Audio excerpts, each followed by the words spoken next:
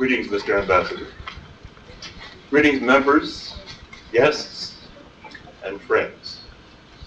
I'm instructed to thank the Arthur Young and Company for their very gracious reception.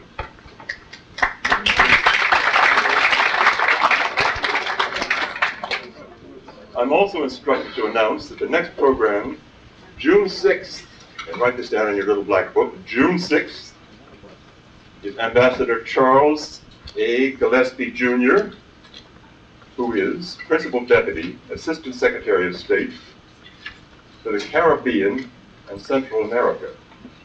Think of what his desk sign looks like.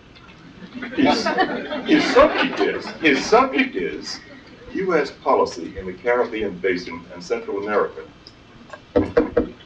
He better come armed. But we're not talking about Central America tonight. We're talking about the Middle East. And just a preliminary remark or so, Mr. Ambassador, if I may, about the Middle East.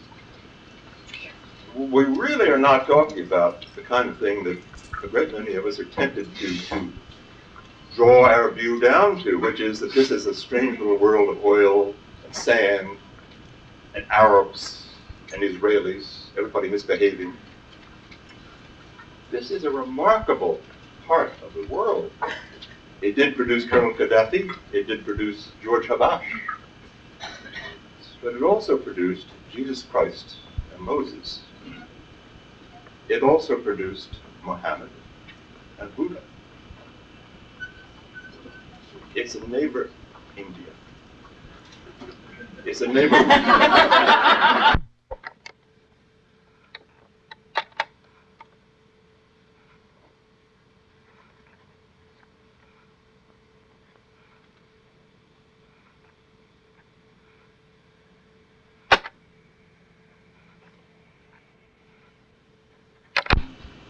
And rich, for better and for worse, in oil. What it is pathetically unrich in, extravagantly poor in, is the ability to manage its own affairs. And the reason for that is, as you all know, is that as far back runs the memory of man, some international bully has sat on some corner or other of the Middle East and twisted its arm. The Greeks, the Romans, the Turks for 400 years, for God's sake, the British, the French. This comes to a sort of a sashaying halt with World War II. But then the question arises, who's the bully now? There was Camp David, which is now eroding. There is the Israeli insistence on colonizing the West Bank. There is the disaster in Lebanon. There is something very close to a shooting war in the Persian Gulf to which we are not invited yet. All these things tend to be spin-offs in one way or another of American policy, which suggests to me that there are some people in the Middle East who think rightly or wrongly, or maybe for their own special interests, that the new international bully is on the scene. Now, as it happens tonight, we have a gentleman expressly equipped to talk about some of these things. Morris Draper is no amateur, believe me. This is a professional, distinguished Foreign Service officer. I have to be. He's been so many things and done so many things I cannot remember. Most recently, Special Presidential Emissary to the Middle East, Consultant, Secretaries Haig and Schultz, Presidential Emissary Habib. He has been in the Foreign Service since 1955. Singapore, Baghdad, Beirut, Jeddah, Amman, Ankara. Country Director for Jordan, Syria, Iraq, and Lebanon. Deputy Assistant Secretary of State for Near Eastern and South Asian Affairs. By a stroke of fortunate timing, we bring you the man of the hour, Mr. President.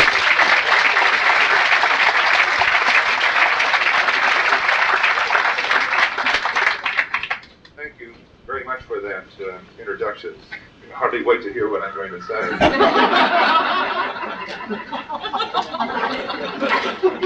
However, in your account, it occurred to me as I was hearing your description of this volatile area of the world.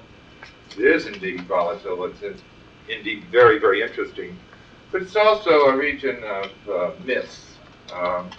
And I think one of the myths is that there's been 5,000 years of implacable hatred out there, and so it's just hopeless.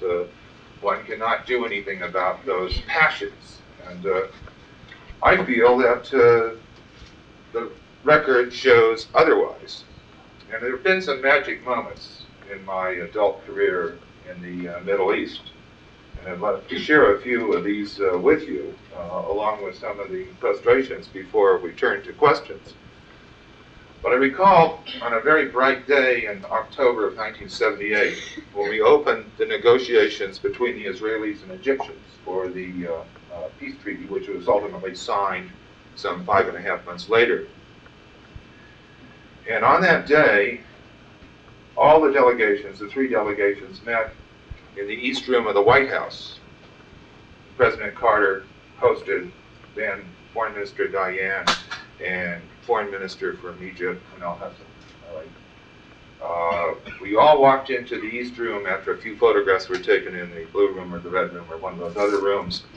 And I don't know if it was typical of the Carter White House, but unlike the State Department Protocol Office, which is always busily putting out labels where people would sit, we all walked into the room and there were no flags, there were no place names on the chairs, and no one knew exactly where to go. And a few moments elapsed, but suddenly we saw the Egyptian generals and the Israeli generals and colonels coming up to one another and saying, by the way, weren't you in the 63rd Regiment across the canal in mine sector?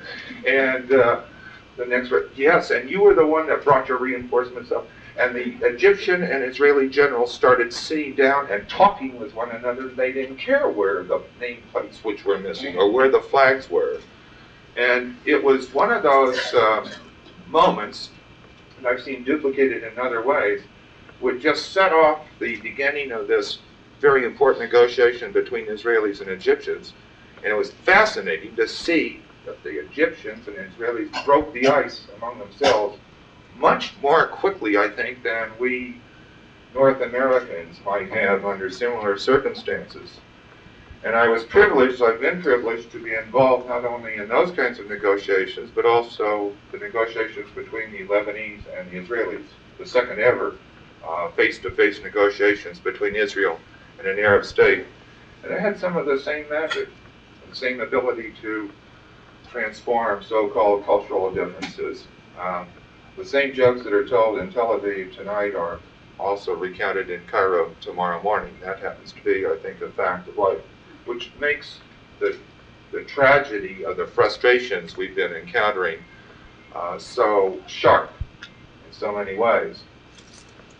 But let me say also that I think it's been unfair of the pundits and some journalists and some commentators on the Middle East to describe what has been happening the last year or so as a catastrophe, as a disaster, as a stunning blow to that ephemeral quality called American credibility in the Middle East.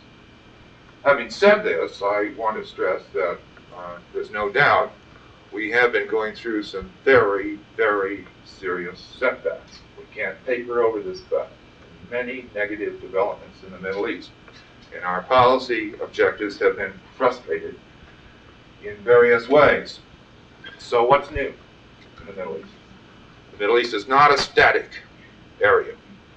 Opportunities arise, which sometimes we can take advantage of. There are other kinds of setbacks. The assassinations of important people come to mind most quickly to me. But the opportunities lie there. And to characterize what has been going on in the Middle East as just one unmitigated disaster really flies in the face of the history of the last few years in particular, when American diplomacy, American leadership has overcome many, many serious problems. The 13 days of Camp David, I recall that every reporter was describing at the end of that day his version of near disaster. Begin and Sadat couldn't get together. Carter had put his neck on the line, et cetera, et cetera. But on the 13th night, they came down from the Camp David and presented to Congress a solution, which has been battered about since then, but which constituted a major breakthrough. Now the point is that in the Middle East, despite these frustrations, despite the complexities of the problems out there, it is possible to overcome them one by one, collectively. Sometimes we step back a bit. I think the legend of Sisyphus and pushing that huge boulder up the hill applies most readily to what we have been trying to do in the Middle East. But once in a while, we get that boulder up to the brink of the hill, and it stays there for a while. And there has been progress. In short, I see no reason why Americans need feel defeated or defensive about what we have been trying to do in the Middle East. I think we have a reason to be disappointed, perhaps deterred from taking bright new initiatives right at this moment, but there's no reason to be defeated. Let me draw from some of my recent experiences as a colleague of Tel Aviv in our collective efforts overseas in shuttle diplomacy to perhaps make a few points. Now today, in 1984, we are told that American credibility has been shattered by the events in Lebanon, the withdrawal of our Marines there, and the changes in policy. If you really want to talk about American credibility when it had problems, go back almost 2 years. The first week of June, when Israel moved militarily into Lebanon, our credibility was probably at an all-time low. And why was that? It was because most people in the area considered that the United States had given Israel the green light to move into Lebanon. And Lebanon was a friend of the United States. American-made cluster bombs were falling from the skies. American-made munitions were hitting targets in Lebanon. American-made aircraft were flying the skies over Lebanon, challenging Syrian aircraft. A lot of people were dying. A lot of people were displaced. It was at that time that President Reagan sent Phil, Habib, and me to the area to try to put a cap on this problem. Didn't have any overall magic solution. It was to limit the damage to American interests. It's very instructive, I think, in today's world, that within days, really hours, the various parties were coming to the United States. They're coming to American emissaries and asking that the United States play a role, an honest broker's role once again, a mediator's role, in bringing that fighting to an end and possibly building a new foundation for the next steps. This despite our so-called credibility gap, or what passes for it. And throughout that terrible summer, there was no drawing away from the United States. It was recognized then, as it is now, that the United States is the only outside power in the Middle East with the ability to bring about peaceful solutions through negotiations. Anyone, any of our adversaries can talk about achieving goals through armed might or through other resistance or even passive behavior. But we are the only ones that have made good, along with some failures, but we've made good also on our efforts to promote the greater cause of peace in the area. We've been very consistent in our policy. Despite the debate about our policy, it's instructive, I think, that the basic tenets of our foreign policy have stayed virtually the same since 1948, since President Truman's administration. There are variations of nuance, of style in particular, but the basics are there. One of the basic tenets of our foreign policy in the Middle East is in the forefront of the news today. And that is, as it was years ago, the need to preserve the oil lifeline from the Persian Gulf, the need to protect our access to the vital energy supplies of the Middle East, which is why President Reagan, only last night and earlier, some 3 weeks ago, made it clear that the United States is ready to take what steps are necessary to preserve this oil lifeline. This despite the fact that today, in contrast to a few years ago, the United States takes only some 5-6% of its oil needs from that area of the world. It has been a basic tenet. Another basic tenet that has really been unchanged, except in style, has been the need to search for a broader peace in the area, a broader peace between Israel and all its neighbors within which the Palestinian problem could be dealt with. Now, some 2 years ago, when the Lebanese affair was going on, we decided to seek some very ambitious objectives. I think Jimmy the Greek, as Secretary Schultz has said, would not have given us good odds on success. But those objectives are just as valid today as they were then. They were absolutely consistent with the 5 or 6 major objectives in our foreign policy in the Middle East. And it was respectable of us to try to refrain from a passive attitude. And we can't let ourselves be shell-shocked today because of the recent frustrations into continuing a passive policy because our very vital, some of our most important interests are engaged there. In that summer of 1982, we set about initially to bring an end to the fighting.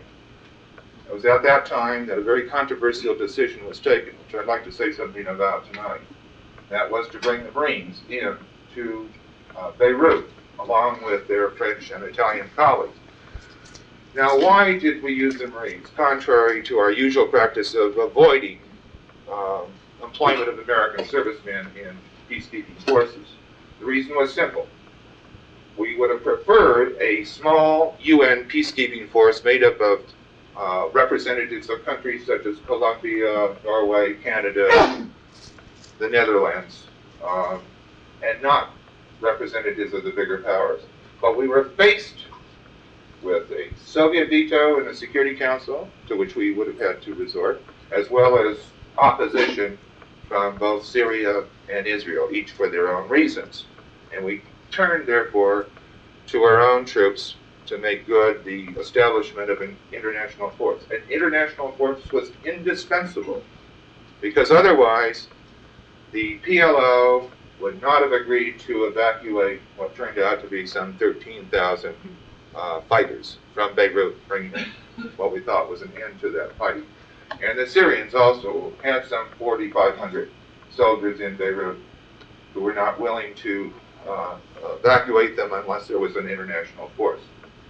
We brought that force in under a 30-day mandate. 16,000 people were evacuated successfully, and the fighting was at an end. Our Marines left on the 17th day.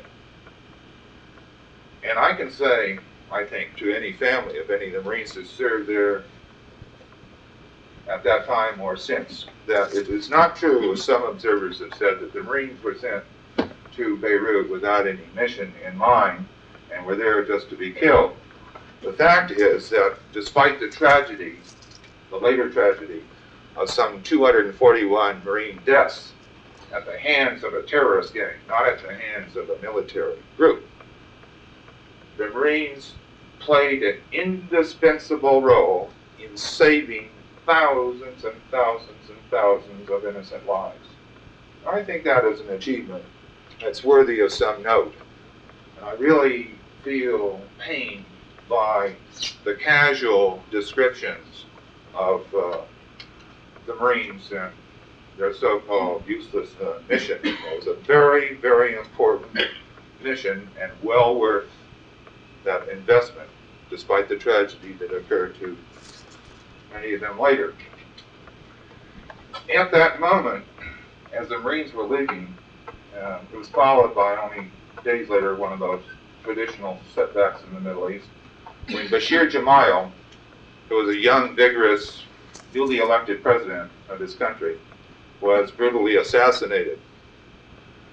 The Israelis moved back into West Beirut, breaking their promise, but more significantly, the Maronite militia, who had been attached to Bashir Gemayel, went into the Palestinian camps and massacred hundreds in what is known as the Sabra Shatila massacre, and its implications for the United States and for Israel and all the players in the Middle East have been profound and still affect decisions even today, particularly in Israel. Well, that setback was examined. It was at that time the United States felt, well, should we pull out? We've lost a potential helpmate of heroic proportions, a man, Bashir Gemayel, who was devoted to the idea of changing the structure of Lebanon from its present strange arrangement, dividing power among some 16 ethnic and religious factions, to a true meritocracy. The decision was made, however, that we had to go ahead despite the risks, despite the problems, and for various reasons involved with that decision, we brought the Marines back along with the Italians and the French for a simple purpose, not to attain our objectives by military means, but instead to provide a breathing space for the fledgling Lebanese government and the successor president, Amin Gemayel, so that the Lebanese themselves could take responsibility for assuring security over all their territory, step by step, so that their national institutions could be reinforced, their national army, their police, their parliament, their party structure. We had those three basic objectives: strengthen the Lebanese regime, despite the difficulties. Second, get out all the foreign forces, the Israelis, what remained of the PLO, and the Syrians. And finally, put together all these arrangements in ways that would satisfy the legitimate security interests of Israel and Syria as regards the borders with Lebanon. Now, I say to you that those were very reasonable objectives, ambitious as they might have been. Yet the frustration of those objectives and such steps as the abrogation of the Israeli-Lebanese agreement that we had brokered constitute a major problem for us. It was reasonable to go after them in 1982 and 1983, and it will be necessary for us to do this again, perhaps on a new basis, new arrangements, but the basic objectives will still be required. Now, why is that? We have in Lebanon today a situation where the Israelis are facing the Syrians some 500 yards distance from one another. Israeli aircraft and Syrian aircraft are flying through the same airspace. Israeli artillery is positioned some 23 kilometers from the heart of Damascus, the capital of Syria. The ingredients for an explosion, for a confrontation between the Israelis and Syrians is there all the time, night and day. And perhaps it's reinforced by the step up in terrorism now taking place with Israeli targets in Israel proper. This kind of situation cannot be tolerated for long, because a spark will set off a wider conflagration. It's inevitable. And we will become engaged if that is the fact. But aside from this, the situation there is much more dangerous than it was in 1982. This is because the Soviets have not only resupplied Israel with some supplied Syria with some $2.5 billion worth of new military equipment to replace their losses, but this equipment in some respects constitutes a major upgrading in technology. And far more significant than that is the decision of the Soviets to put in 2 bases in Syria. Now, you know, the Soviets haven't had bases anywhere in the Arab world since the Egyptians kicked them out of the Alexandria Naval Base in 1972. That's 12 years. But today they have 2 bases in Syria from which they can launch ground-to-air anti-aircraft missiles capable of hitting aircraft over the northern suburbs of Tel Aviv or as far west as Cyprus, thereby constituting a potential threat to the American Sixth Fleet naval aircraft. This is a new ingredient on the Middle East scene, and it doesn't take a lot of imagination to visualize a scenario in which the Israelis and Syrians are having a go at one another, and the Syrians go to the Soviets and say, put your money where your mouth is. Use these missile systems. Use these air defense systems, which, by the way, are supplemented by the Soviet equivalent of the AWACS aircraft, the radar surveillance aircraft. This is far too dangerous a situation to be tolerated. Certainly not by the United States.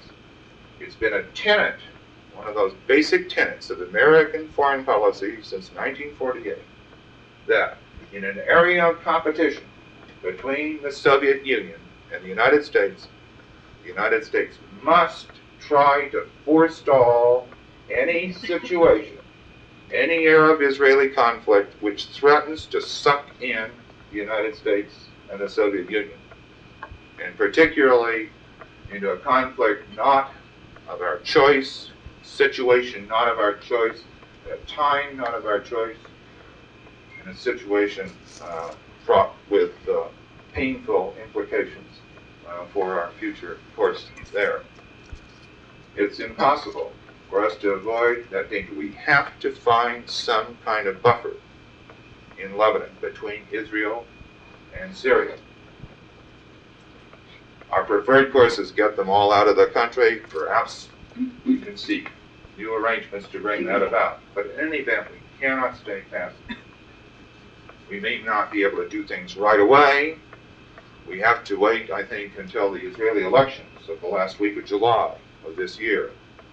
We'll have to have serious negotiations and talks with whichever government emerges from those elections, whether it's the Likud coalition, the one that's been in power, or whether it's Labor, or some combination. Also, we're going to have to wait for our own elections in November. It's really impossible for any American administration to take what is bound to be a controversial initiative in the middle of an election campaign. So we're holding our breath and hope that nothing serious develops. But I feel certain that when the year turns, whomever is elected president of the United States, whether it's President Reagan or the Democratic nominee, is next year going to have to look at that harsh scene out there and take some new steps to engage the United States in the protection of its own national interests, its most important interests. I focus on the Lebanese scene, not because it's the most important issue of all in the Middle East, but because it's linked to progress on the greater need for an Arab-Israeli peace.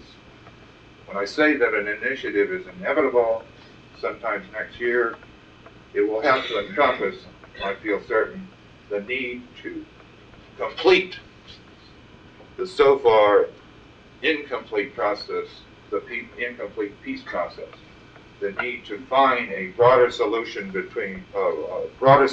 the major problem of finding peace between Israel and all its neighbors, a peace within which the Palestinian problem has to be dealt with.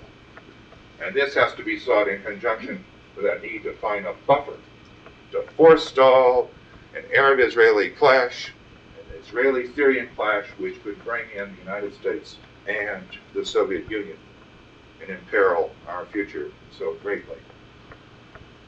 So in summary, we are going to have to engage ourselves again. We're going to have to look for these solutions, whether they are elusive, whether they're difficult to achieve, and whether in any event they may be controversial to the American public and Congress. We're not running the Michael Jackson School of Diplomacy. We can't score a hit every time we come up. But there's no reason for us also to be defeated, feel defeated by these setbacks we have encountered. A steady course, and particularly a course towards that broader peace based on negotiations among the parties, is a reasonable course to follow. It's the one that's brought some successes, some major successes, and it's the only course that has any promise for the peoples of the Middle East. Well, having set the stage, I hope, for some questions, I now offer myself to the audience. Yes. You were talking about the possibilities of an overall solution to the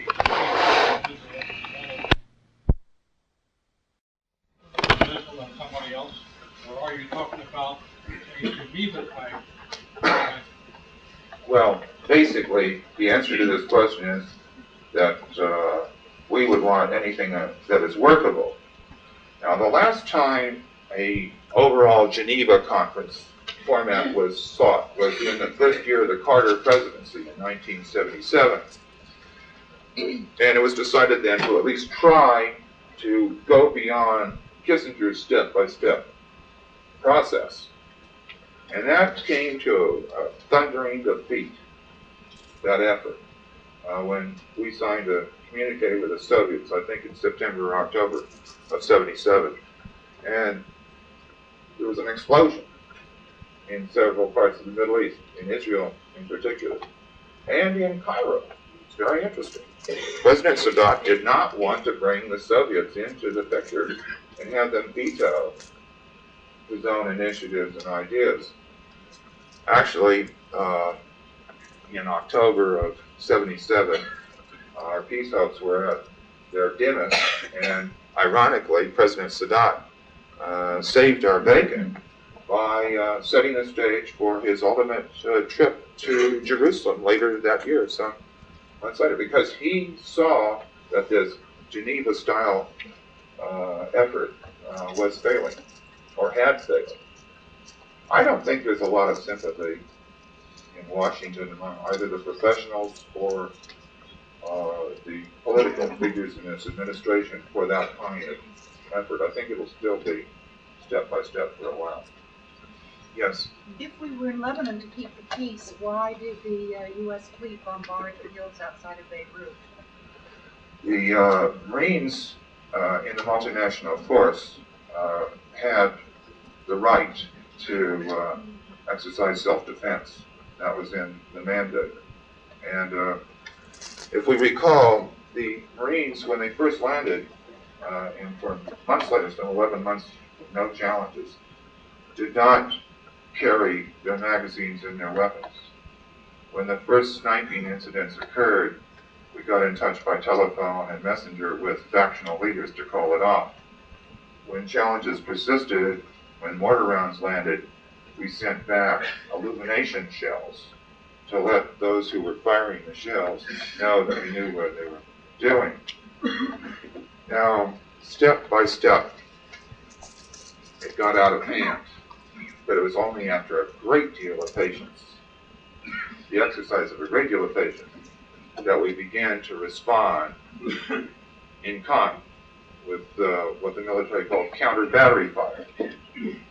and have brought in, at one stage, naval artillery to hit the sources of the fire.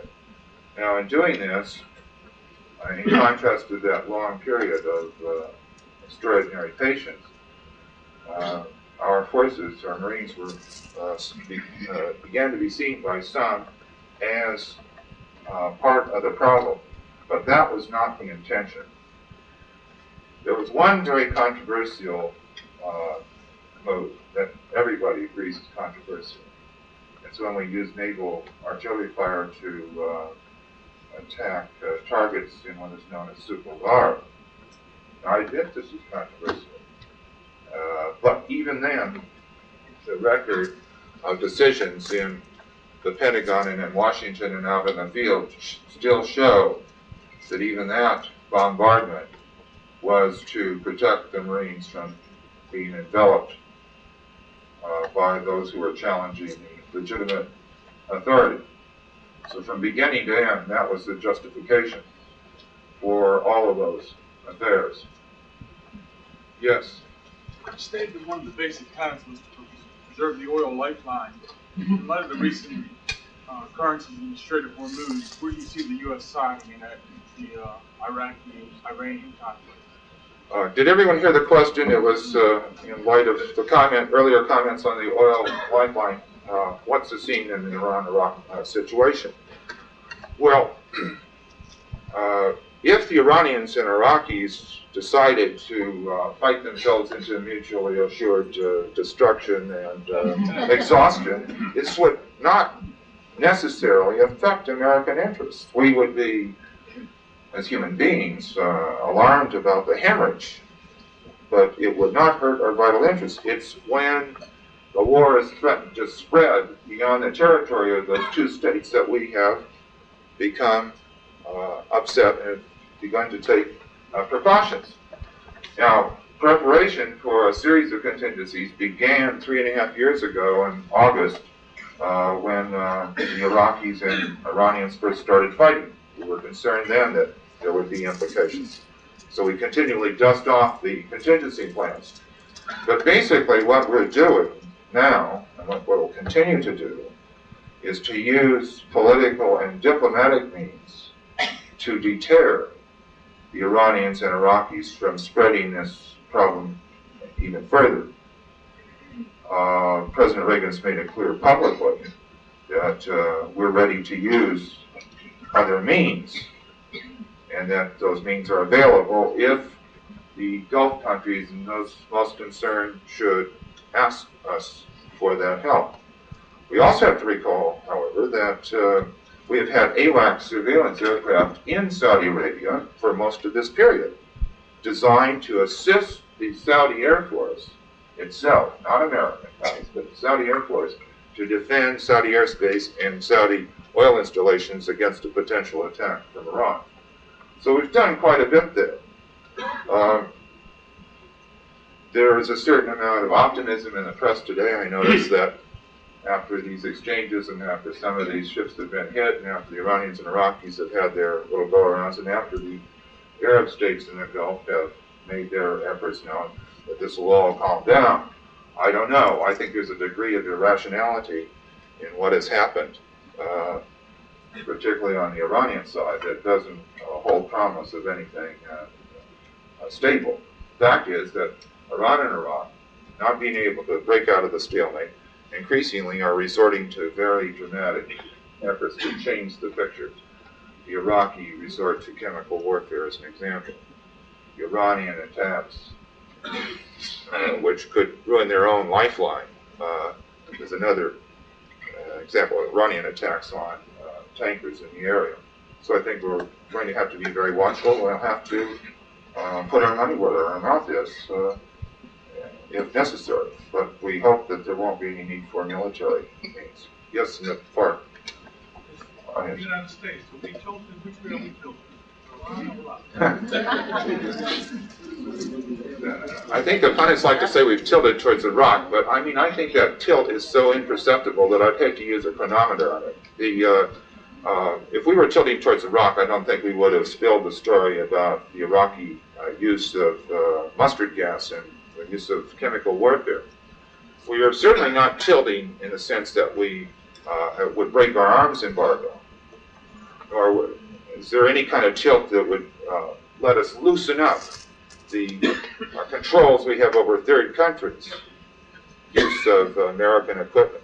So American equipment won't go there with our assent to either party. What I think we look at, though, is the way we see it. Iraq, at this stage, cannot defeat Iran decisively. Decisively is the key word. But Iran could defeat Iraq decisively and bring down that regime. And if Iran won decisively, there could be widespread implications for the security of all the regimes out there, the regimes which are friendly to us. And those regimes, those traditional regimes, are terrified over the prospect that Khomeini will win and Khomeini-inspired revolutionary movements will sweep the area using the Shia minorities in the Gulf as their means. So a major victory by Khomeini is something that we do not want to see, I can assure you. Yes?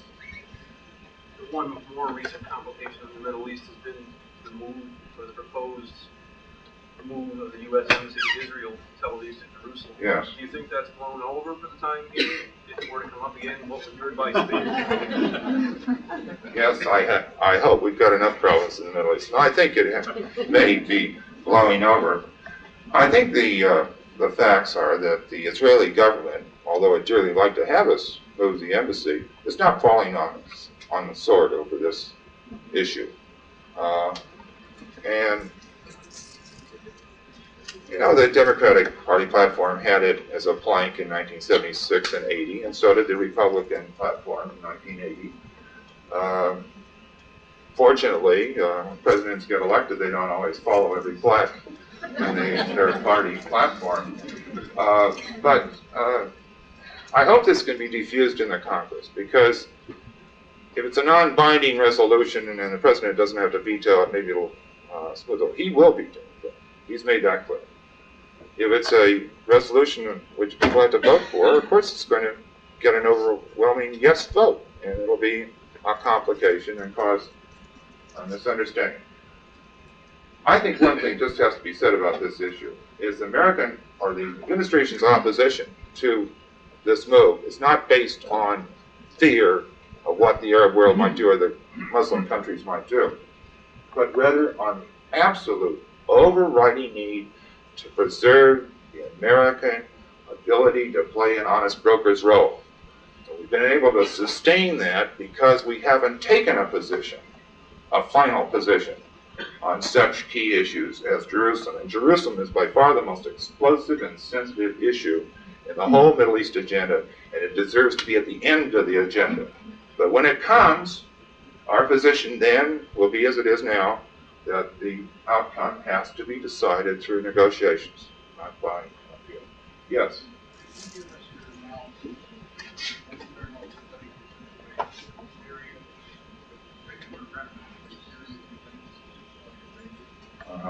The question was about Syria's internal relations at present, and particularly its relationships with the Saudis. Well, President Assad, Hafiz Assad, is really a remarkable personality and a remarkable leader in the Middle East, despite his being an adversary of us in many ways. And he is a man that has been in power for 14 years. Very interestingly, he came to power in 1970 after he called off a coup in 1969 in midstream and did not lose prestige because of it. Well, anyway, in those 14 years, he has normally worked an 18 hours a day, choosing lieutenants and captains and majors and lieutenant colonels in the security services and in the military and elsewhere. I mean, he really had a grip on all aspects of his country. But having fallen sick and now obeying the doctor's orders to cut back to a more normal workday of 7 or 8 hours, he's had to delegate authority that he never had delegated before. But it's a tribute to his wiliness, I think, that rather than choose one vice president, first time in those 14 years, he chose 3 and shared the authority among them, knowing that there's going to be some struggles among those 3 which might divert attention from himself. Well, it's just simply a new scene with Assad not being in the full day-to-day touch that he once was. But he has, through 14 years, established a very effective security apparatus, extremely effective. And when opposition has come, he has punished it ruthlessly, without any hesitation. So I think that if anything came again, he would do that again. There is restlessness in Syria. There always has been. It's a restless country. And the people there are not all overjoyed with that kind of regime. But they do know that opposition can be put down ferociously, and it has a certain deterrent effect. The fighting between his brother and the other factional leaders is spooky. Frankly, we don't know all that's going on. Rifat Assad, one of the vice presidents, has pretty good control of Damascus with his special forces. As far as relations with Saudi Arabia, they're fairly good.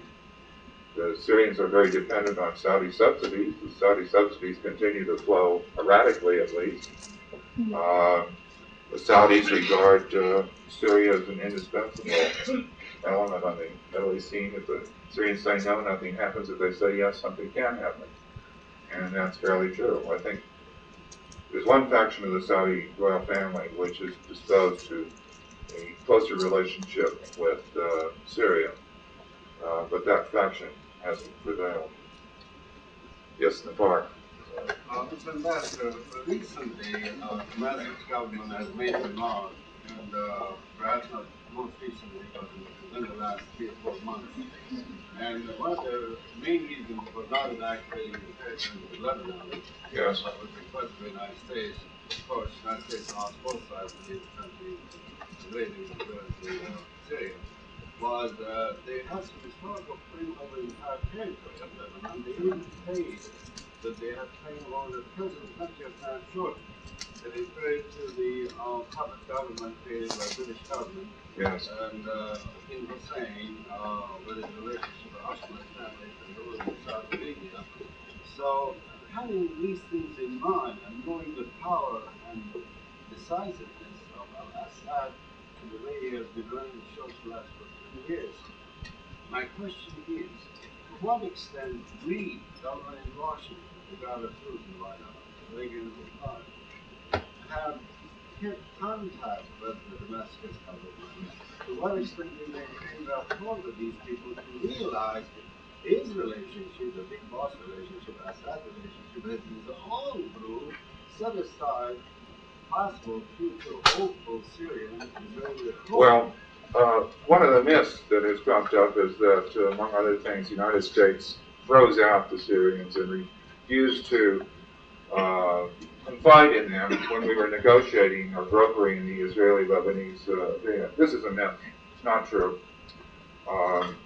We kept them engaged, maybe not as often as we all wanted all the time, but they were definitely engaged all the way through. When the process started, they were shell-shocked from the defeats at the hands of the Israelis.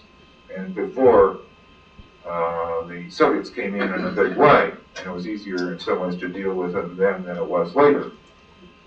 But we've never, in this process, neglected the importance of Syria. In fact, there's a truism, I think, uttered first by Kissinger to the effect that without Egypt, the Arabs cannot wage war successfully in the Middle East, and without Syria, there can be no peace. We know that Syria is important. The Syrians, however, are still burning over something that happened in the first year of the Reagan administration. When Secretary Haig went out to the area, I was with him. He visited Cairo, Jerusalem, Tel Aviv, Amman, Jeddah, Riyadh, Tunis, Rabat, so forth and so on. But he didn't go to Damascus, and he couldn't be talked into it. Well, the Syrians never have forgotten this, and I'm sure that the Syrians will be telling us this 25 years from now with some acidity and the tenor of their remarks. Yes? I was wondering how optimistic you can be about having a broader solution between Israel and the Arabs, when the majority of the Arab states still insist that Israel should not exist, and if they propose any kind of peace plan, it's such ingredients that Israel could never possibly agree to it. Well, I think that the answer there is that peace has been established between the largest and most influential Arab state, Egypt, and Israel, despite the fact that I think most of us that went out to the Middle East for the first time in the 50s never would have considered this remotely possible, but it was possible. Now, it will be difficult. I'm not trying to underestimate the problems, but I also am totally convinced that in part because of the march of military technology, Israel's security today is in greater jeopardy than at any time in the last 25 years. I think it makes it imperative that we go down every path and look through every loophole and so forth. Now, part of the problem again is this: that most of the Arab world, is implacably against Israel's existence. And the facts are that while they're not all lovers of Israel, there's many Arab states that have accepted the basic premise for a negotiated peace, that accept the right of Israel to exist at peace within secure and recognized borders, which is the right formula. And they're ready in their various ways to make a try at this. And they certainly are not interested in a continued conflict with Israel that's going to denude them of their resources and their patrimony and cause other instability. So there are enough actors in the Middle East. If you wanted to list them, those pro coming to a peace with Israel, they certainly would outnumber those who are totally opposed. So it's not a hopeless kind of problem at all. The problem really for the United States in many ways is to get the process started. We don't want to define the formula. We want the process of negotiations to begin, and it's a cultural problem in many respects for us, because in the Middle East, people do not accept that American-like premise that half a loaf is better than none. And in some areas of the Middle East conflict, we can only talk about a half or three-quarters loaf. We can't promise total 1,000% justice and fairness. It's just too many things have happened. But what we do offer is a real prospect of peace, and it's not all that hopeless. Your formal remarks of the state of mind of the U.S. big power. Yes. Yes. What do you think at this juncture is the state of mind of the Soviet government? The question was about referring to what he said about the need to avoid a great power confrontation. The questioner asked, what is the state of mind among the Soviets towards this prospect? Well, I think we just don't know.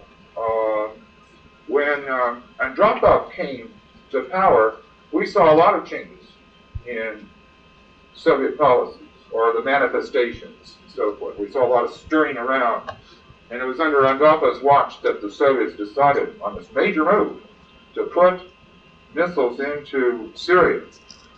Now, we tend to think that the Soviets will be cautious. They tend to be very cautious. And Soviet policy, once it's made, tends to stick into this conflict for year after year after year. It's just, monotonously the same, negative usually. But we're not sure about the Soviets now. The risk is that the Syrian tail could wag the Soviet dog. And it's fearful to contemplate the possibility that Soviet citizens may be killing Israelis and Israelis may be killing Soviets. It's really frightening. I mean, we just don't know. And things are so explosive in the Middle East that one day's event could see suddenly the Syrians insisting that the Soviets make good on their promise to defend the Syrians. And it would just, in the space of 24 hours, the whole world could change. I just hate to predict. I mean, someone once said about the Middle East that he who lives by the crystal ball is going to eat a lot of ground glass. And I think in that case, that would also, yes. Mr. Ambassador, there have been a number of envoys and negotiators been sent to the Middle East, and while there has been only progress apparently on Camp David, I was wondering if you could enlighten us what your opinion is concerning change or possible change in administration, and if that would change the policy of the United States government, and if you foresee a time when the United States government might be willing to sit down with the PLO. Well, I'm not about to cut my throat with a ragged pair of shears, but I think I could say something about administration. So I have been a Foreign Service officer for years in different administrations. I was a Deputy Assistant Secretary under Carter, and I kept the same position under Mr. Reagan when he came in. And maybe unlike certain regions of the world, I see American policy as being virtually the same, administration after administration, in the Middle East. When we talk about our major interests, I mean, there's only 4 or 5. And one of them is the Israeli peace, dealing with the Palestinian problem, protecting our energy, making good on our commitment to Israel's integrity and security, making clear that we're not opposed to change per se, but we prefer evolutionary change rather than revolutionary change. These are the same. I mean, the nuances, the style can change, but the basics are there all the time. So I don't think there's all that much in store in the way of change. Style, emissaries, leaders, but not the basics. They are absolutely the same. As far as your question, will the United States ever talk to the PLO? We've made the condition. If the PLO or a faction of the PLO accepts that formula, the right of Israel to live at peace within secure and recognized borders, we'll talk to them right away. The thing about this is that the PLO has still not played the card of peace. And it sits there, it's looking in on the Middle East game from the outside, looking in. They still talk about achieving their objectives and redressing their grievances through armed struggle, which is useless, it's hopeless. A succession of Palestinian leaders over the years have really hurt the interests of their own people by not trying some of these other objectives. So what we say, in effect, is kind of an inducement. We hope they come in and change the picture. And when it does, we'll talk, and I think that if anything as dramatic as that ever happened, there'd be a lot of other people in the Middle East that would not want to miss the opportunity, let that opportunity go glimmering. Yes? Is there anything basically wrong with our intelligence that gets us on the wrong side of, for example, Iran? The Shah thing, we emerged with the Satan, Central America. Is there anything wrong? The question is there anything wrong with our intelligence, which, for example, produced misjudgments about the fall of the Shah and so forth? There are problems with our intelligence operation. There's no doubt about it. I think we can go into an orgy of self-laceration about what's wrong with the United States, and I think we sometimes tend to do this.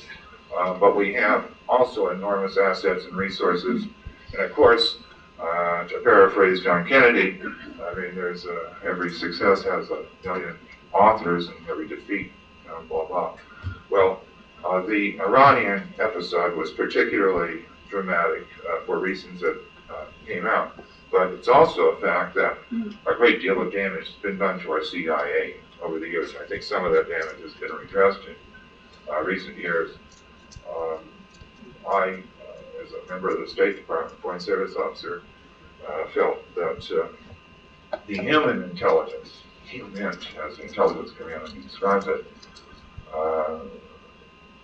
lost in quality and insight at one stage when the CIA was a target of so much criticism in the United States. Deserved criticism, I might add, but it did a lot of damage to the institution and what we have done since. Now I think all we have to do is learn by the lessons. We learned a lot of lessons in Iran, and I hope we won't repeat the mistakes that we may have made there. Yes? Two questions, if I'm not abusing the privilege. You mentioned the leaders among the Arab rejected states who are willing to accept the right of Israel to exist within recognized secure borders. I said there were Arab leaders. I didn't say they were rejectionists. Rejectionists are against peace. Well, I'd like to know who some of these people are and why we haven't heard of them. The second question is, in view of the terrible price that may have to be paid if President Reagan has to deliver on his promises about the Hormuz Straits, is there any reason why we are not considering renewing the energy conservation drive in this country and the search for new sources of energy in order to protect the fuel supply for ourselves and the Western nations? Well, in answer to your second question about oil conservation measures, steps we have to be taken, the fact is that we have something like 95.5 days supply at full consumption rates in the salt domes of Louisiana, and that reserve continues to be filled. We're carrying on consultations under the International Energy Organizations that was set up in the last crisis period, 1973 and 74, for potential sharing. Conservation measures are on the books, ready in case of an emergency. This includes dealing with the threat of high maritime interest, insurance rates, and other things. There's a lot of things on the books. I mean, but the drastic measures, or potentially drastic measures, obviously no government would want to go to them unless disaster strikes. And there's some reason to feel that this potential threat can be contained. It can be managed. And it's particularly lucky that there's so much surplus oil producing capacity in the world today, so that if anything is interrupted in the Persian Gulf, countries such as Nigeria, Mexico, and others could bring up their production very quickly and very high. Might add that there are also very strong reserves in such countries as Japan, which also has more than 90 days full consumption and supplies. And the Saudis have purchased and rented and leased a lot of tankers, and they're anchored all over the world from Rotterdam to Adelaide, which would throw a lot more oil. So we won't, in other words, I don't think we want to go to these very drastic conservation measures unless an impending disaster emerges. Now the first question was about who are the Arabs